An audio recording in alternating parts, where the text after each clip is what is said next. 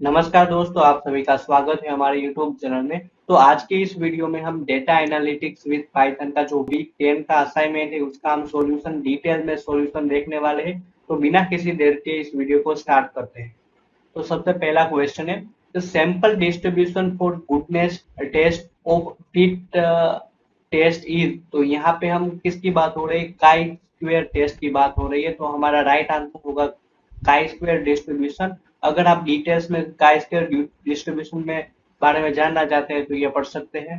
तो हमारा next question है, the goodness of fit test is always conducted as अ।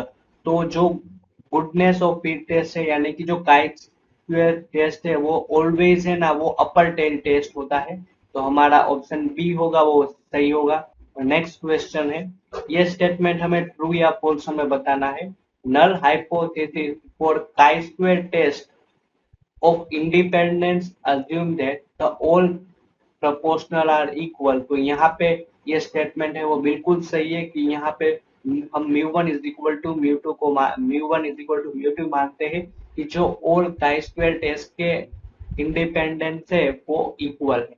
और फोर्थ क्वेश्चन है, statistical test conducted to determine whether to reject or not reject hypothesized probability distribution for population is known as a।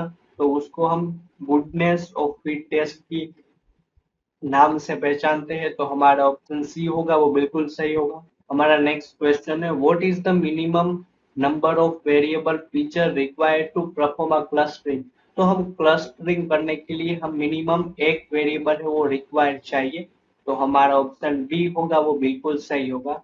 Next question है, ये statement हमें true या false में बताना है कि chi square distribution the chi-square test of independent is used to analyze the frequency of two variables with multiple category and determine whether they are dependent or not। तो ये statement है वो बिल्कुल सही है। हम पहचानते हैं कि डिस्ट्रीब्यूशन है वो डिपेंडेंट है या नहीं, इंडिपेंडेंट है या डिपेंडेंट। तो उस Vicomte distance is generalized for both Euclidean and Manhattan matrix. तो ये स्टेटमेंट है वो बिल्कुल सही है। ये स्टेटमेंट है वो ट्रू।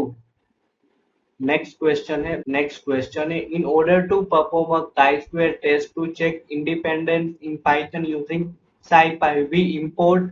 तो यहाँ पे हम जो हमारी chi टू कॉन्टिजेंसी है ऑप्शन सी है उसको हम इंपोर्ट करते हैं।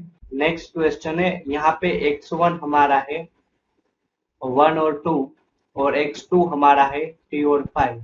तो हमें यूक्लिडियन डिस्टेंस और मैनहट्टन डिस्टेंस बताना है। तो हम पहले फाइंड करते हैं यूक्लिडियन डिस्टेंस।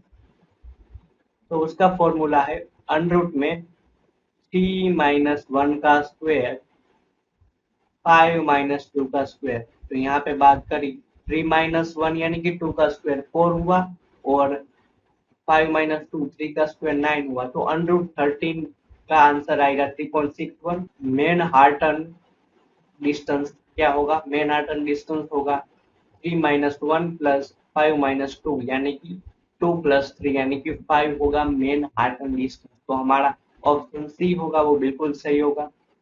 हमारा लास्ट क्वेश्चन है, discriminant analysis does not require the grouping variable to know at the beginning. तो ये स्टेटमेंट गलत है क्योंकि जो डिस्क्रिमिनेंट एनालिसिस है वो सुपरवाइज मशीन लर्निंग का एग्जांपल है। तो यहाँ पे बात करें तो हमें पता होता है कि ग्रुपिंग हम किस फीचर से हम ग्रुपिंग कर रहे हैं। तो ये स्टेटमेंट है क्या होगा वो फॉल्स होगा। तो यहाँ पे हमारा वीक 10 का सॉल्यूशन खत्म होता है। अगर आपको कोई डाउट है तो कमेंट बॉक्स में पूछ सकते हैं। Thank you so much, have a great day.